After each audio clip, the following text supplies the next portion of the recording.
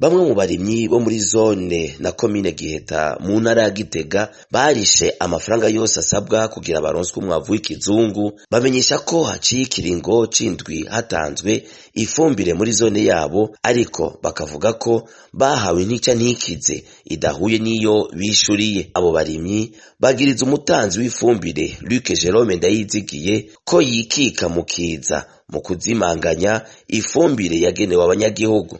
Abarimyi bo mu Giheta ntituzi ico tugiye kuba aho tugomba umwavu w'ikizungu tukariha avance tukariha na solde, ariko rero igitangaje uno munsi nuko haraciye indwi irenga dusubiza ubutike, hanyuma agatika bakakandikako yuko hazozira umuntu azoca aronka akabugurisha makeyi kugira rekipere makeyi aje ku munzani. Musitanteri wa komine Giheta Micheline Ninahaza amenyesha ko ayo makuru ayazi, anavuga kandi ko yatanguje amatohoza kugira ukuri kumenyekane. Tuko turakurikirana ahubwo ingize ariko arakora naje nacumbitse caranciye mu gutwi abahamyeyi yindi akahakumbure ngira ngo babasoroye ngira ngo ntawe ubimenya, mugabo urumva harabaha myinshi n'ahankeye.